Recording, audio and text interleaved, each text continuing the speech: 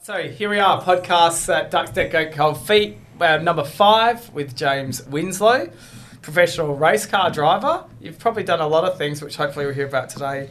But firstly, welcome to Adelaide. Thank you. It's and good to be here. What were you here for? So we're here for the Asia Le Mans Series. Round 2 of the championship was in Adelaide at the Bend on the big 7.7 kilometre circuit. We just finished our race last weekend. So it was a bit of an eventful weekend for you? It was, yeah. We had a few car issues. I think I got 7 laps in total for the whole weekend, so it's lucky that I'd been around the circuit before. The race didn't go 100% our way. I was here racing with my European team, guys I raced with at Le Mans 24 Hour this year. And it wasn't a great start to our Asia Le Mans Series campaign, but we've got 2 more rounds, one in Malaysia in 2 weeks' time and then Thailand, so hopefully we can have a better showing. So basically, if you actually win the Asia Le Mans Series, you get a ticket into the 24-hour Le Mans? Correct, yeah. Yeah, the big race in June, the Le Mans 24 Hour. If you win European Le Mans Series, Asia Le Mans Series or American Le Mans Series, then the team wins. I think the top 2 teams win their ticket to the 24 Hour. Instead of paying to get in? Yeah, well, it's an invite-only process. Okay. So there's 60 entries a year for that big, probably the world's biggest race. 60 entries. I think 20 or 30 of them qualify from winning races and championships throughout the season. And then if you're a WEC full-time competitor, then you get an automatic entry. So most teams miss out on the opportunity unless they've won a series.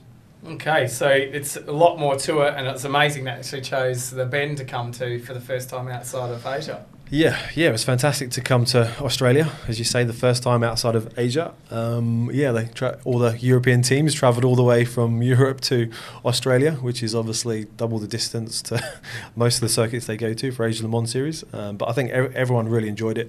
The track's fantastic to drive. I think it was a good decision from the organisers to come all this way.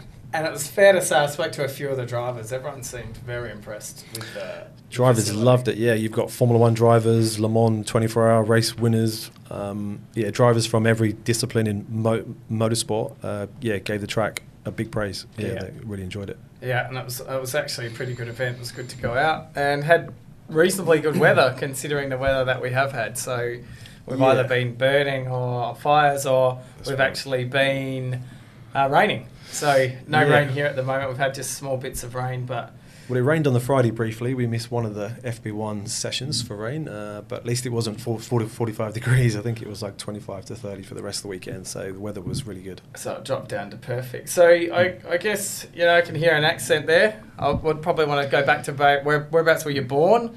And, what started you? Was it always race car driving, or was it always wanting to drive things fast, or that just happened to be? What sort of was your turn of events from a kid? So, born in England, London, Walthamstow originally, moved to Essex when I was young. My dad was an amateur racing driver, used to race in Formula Ford at Brands Hatch and always followed the Formula 1. So from a very young age, he was always taking me to Le Mans and Silverstone and Brands Hatch for the Formula 1 races. So I was kind of addicted by the age of 6. He started me in karting when I was 9, and then, I've been racing ever since. 36 now, so I think my first race I was 11. So it's kind of like taken over my entire life ever since then. It's kind of what I do now. I don't know too much else. So it was from the age of 9. Is that what you said started? Yeah. My first kart was at 9 years old. Yeah. So that is obviously your father. You went to watch your father and seeing things that he was doing. I think no. He actually gave up his racing when I was born. He couldn't afford a child and a racing car, so he gave up when I was born, and then was obviously still into racing a lot. And I guess I'm living his dream at the moment. Yeah, and that is an interesting dream, because anyone that knows anything about motorsport, it doesn't matter how good you are, it's expensive. It is expensive, to get your foot in the door and to get out there and show professional teams that you're good enough to be employed one day. You have to spend an awful lot of cash to promote yourself and learn and get the experience that's going to make you a professional driver one day. So, being your first event from the age of 9, how were you when you started racing? Did you have some talent, or did you believe you learnt that talent along the way? That's a good question. I think so. I think I've won.